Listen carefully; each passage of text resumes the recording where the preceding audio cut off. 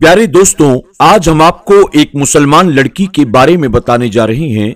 जब वो तालाब में नहा रही थी तो बहुत से गैर मुस्लिम वहां इकट्ठा होकर उसे बाहर निकलने के लिए कहने लगे, लेकिन उसके बाद कुछ ऐसा हुआ कि वो सब के सब मुसलमान हो गए। तो दोस्तों, ऐसा क्या हुआ आगे आज की इस वीडियो में हम आपको बताएंगे। अगर आपने हमारी इस वीडियो को अब तक लाइक नहीं किया तो अभी लाइक कर लें। अगर आप हमारे चैनल पर नए आए हैं, आपने इसे सब्सक्राइब नहीं किया तो अभी सब्सक्राइब कर लें और आइंदा आने वाले ऐसे ही दिलचस्प और मालूमाती वीडियोस की नोटिफिकेशन के लिए बेल आइकन पर क्लिक करना न भूलें। दोस्तों, कई साल पहले की बात है। एक राजा अपने सिपाहियों के साथ कहीं जा रहा था। वो राजा मुसलमान नहीं था। उस वक्त बहुत गर्मी थी और गर्मी की वजह से उसे नहाने की हाजत महसूस हुई। तो वो करीब के एक तालाब पर नहाने के लिए पहुंचा। वहां जाकर क्या देखता है कि तालाब में पहले ही से कुछ लड़कियां नहा रही हैं, क्योंकि वो तालाब लड़कियों के नहाने के लिए था। लड़कियों ने जब राजा को तालाब के पास आता देखा तो फौरन ही तालाब से निकल आईं, लेकिन एक लड़की तालाब में बैठी रही।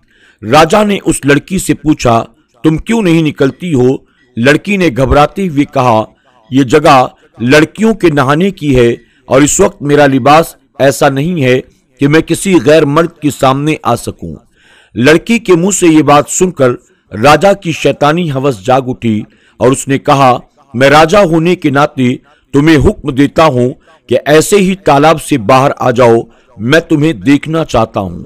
लड़की उसका हुक्म सुनकर बहुत परेशान हो गई और बोली, रहम करें, मैं मुसलमान हूं, मेरे मजहब में पर्दा है, आपको खुदा का वास्ता आप यहां से चले जाएं। ये जगह लड़कियों के नहाने की है, इसलिए मैं यहां नहाने आ गई, वरना कभी नहीं आती। राजा ने गौर किया कि जो लड़की तालाब में है वो इन सब लड़कियों में सबसे ज्यादा खूबसूरत है। उसने कहा, तुम अभी मेरे सामने बाहर आ जाओ। अगर तुम मुझे पसंद आ गई तो मैं तुम्हें महल में ले चलूंगा और अपनी कनीज बनाऊंगा। लड़की ने देखा कि राजा किसी सूरत में जान छोड़ने को तैयार नहीं है, तो चालाकी से काम लेना चाहिए और अपनी इज्जत बचानी चाहिए। लड़की ने राजा से कहा, मैं बाहर तो आ जाऊं, लेकिन यहां पर मेरी सहेलियां भी हैं और आपके सिपाही भी हैं।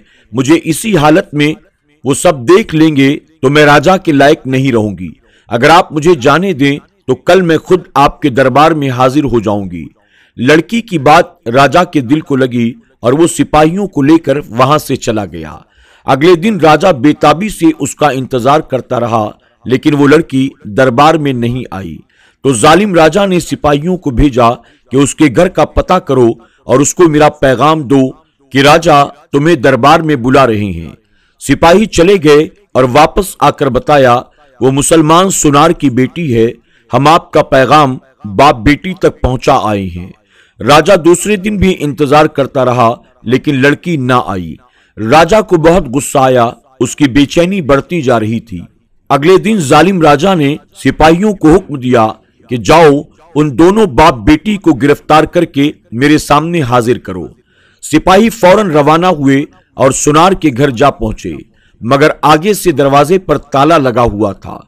लोगों से पूछने पर पता चला कि वो तो कल रात ही घर छोड़कर कहीं चले गए। जब इस बात का इल्म जालिम राजा को हुआ तो गुस्से से पागल हो गया।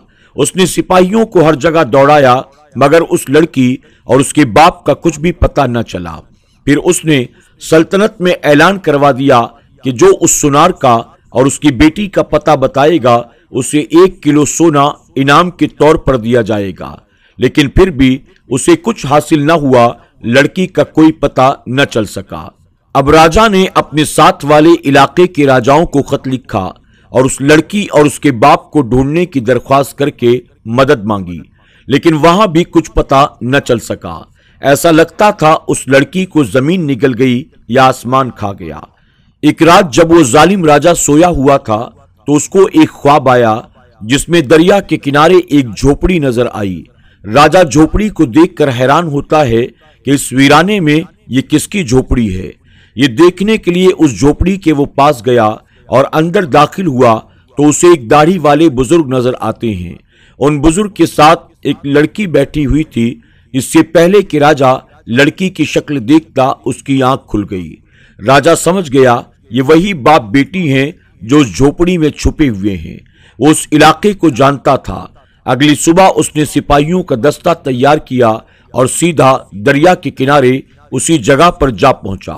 उसके ख्वाब में जो जगह उसे नजर आई थी, वो झोपड़ी के पास पहुंचकर उसने सिपाहियों को वहीं रुकने का हुक्म दिया और खुद झोपड़ी के अंदर चला गया।